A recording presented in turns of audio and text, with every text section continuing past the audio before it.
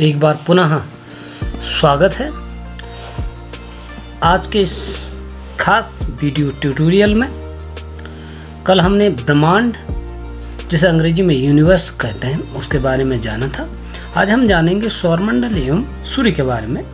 तो चलिए शुरुआत करते हैं आज के इस वीडियो को। सूर्य एवं इसके चारों ओर भ्रमण करने वाले 8 ग्रह, उपग्रह, क्षुद्र ग्रह, धूमकेतु एवं उल्काओं के परिवार को सौरमंडल कहते हैं। आपको यह बताना उचित समझ रहा हूं कि पहले हमारे सौरमंडल में 9 ग्रह थे, जिसमें प्लूटो 9वां ग्रह था और प्राग सम्मेलन जो हुआ था उसमें प्लूटो को ग्रहों की श्रेणी से बाहर कर दिया गया। वह अब एक बौना ग्रह है, ड्वार्फ प्लैनेट जिसको आप कहते हैं। इस तरह से हमारे सौरमंडल में अब 8 ग्रह हैं। सूर्य को सौरमंडल का जनक माना जाता है, क्योंकि सूर्य से ही अन्य ग्रहों और उपग्रहों का निर्माण हुआ है। सूर्य एक तारा है जो ऊर्जा एवं प्रकाश का एकमात्र स्रोत है। पूर्व के वीडियो में मैंने आपको बताया था कि तारे के पास स्वयं का प्रकाश होता है, स्वयं के प्रकाश से प्रकाशित होता है, और अन्य ग्रह और उपग्रह तारे के प्रकाश द्वारा ही प्रकाशित होते हैं। हम जिस पृथ्वी में रहते हैं उसको भी ऊर्जा या प्रकाश सूर्य के द्वारा ही प्राप्त होता है। सूर्य की ऊर्जा का स्रोत उसके केंद्र में हाइड्रोजन का नाभिकीय संलयन के द्वारा हीलियम में बदलना है। इसे फ्यूजन भी कहा जाता है। सूर्य की संरचना को जान लेते हैं, सूर्य की बनावट को जान लेते हैं। सूर्य का जो भाग हमें आंखों से दिखाई देता है, नग्न आंखों से, उसे प्रकाश मंडल कहते हैं। और इस प्रकाश मंडल का जो टेम्परेचर होता है, तापमान होता है, 6000 डिग्री सेल्सियस होता है। सूर्य का वह बाह्यतम भाग जो केवल सूर्य ग्रहण के समय दिखाई देता है, उसे कोरोना कहा जाता है। कभी कभी प्रकाश मंडल से परमाणुओं का तूफान इतनी तेजी से निकलता है कि सूर्य की आकर्षण शक्ति को पार कर अंतरिक्ष में चला जाता है, स्पेस में चला जाता है। क्योंकि सूर्य की जो आकर्षण शक्ति होती है उन परमाणुओं के तूफान को नियंत्रित नहीं कर पाती है, तो वह अंतरिक्ष में चला जाता है और इसे सौर ज्वाला कहा जाता है।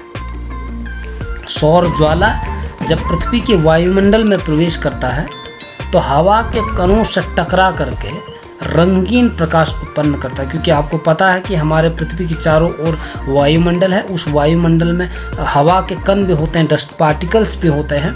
जब वो सौर ज्वाला जो कि प्रकाश मंडल से निकलता है वो पृथ्वी के वायुमंडल में प्रवेश करता है और हवा के कणों से टकराता है, तो एक रंगीन प्रकाश उत्पन्न करता है।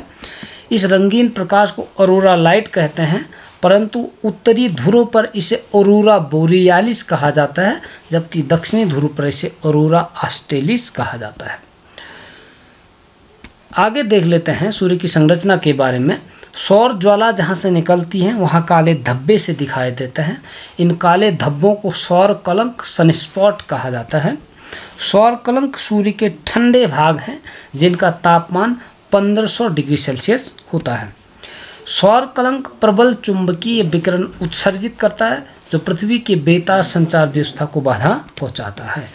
सौर कलंकों के बनने एवं बिगड़ने की प्रक्रिया औसतन 11 वर्षों में पूरी होती है। इसे सौर कलंक चक्र कहते हैं। सूर्य से संबंधित कुछ रुचिकर तथ्य हैं जो मैं आपको बताना चाहूँगा।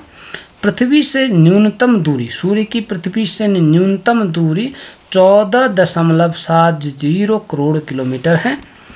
पृथ्वी से अधिकतम दूरी 15.21 करोड़ किलोमीटर है। पृथ्वी से माध्य दूरी, इसको आप औसत दूरी भी कह सकते हैं, 14.98 करोड़ किलोमीटर है। सूर्य का व्यास 13,92,000 किलोमीटर है। सूर्य के केंद्र का तापमान 15 मिलियन डिग्री सेल्सियस है। सूर्य से संबंधित कुछ तथ्य जान लेते हैं। सूर्य के प्रकाश की चाल 3 × 10⁵ या 3 × 10 10⁵ जिसको आप कहते हैं किलोमीटर पर सेकेंड या 3 लाख किलोमीटर पर सेकेंड है। एक प्रकाश वर्ष 9.45 गुणा 10⁻12 किलोमीटर के बराबर होता है। सूर्य के प्रकाश द्वारा एक वर्ष में तय की गई दूरी को प्रकाश वर्ष कहते हैं। पारसेक दूरी की सबसे बड़ी इकाई है। एक पारसेक 3.6 प्रकाश वर्ष के बराबर होता है। तो आशा और उम्मीद कर रहा हूँ कि आपको ये वीडियो पसंद आएगी। यदि आपको मेरी ये वीडियो पसंद आती है तो चैनल को सब्सक्राइब करना न भूलिएगा, क्योंकि आप जो सब्सक्राइब करेंगे उससे मुझे एक मोटिवेशन मिलता है और उस मोटिवेशन के बल पर मैं नए नए वीडियो आपके लिए बनाता रहूँगा। तब तक के लिए धन्यवाद। जय हिंद, जय भारत।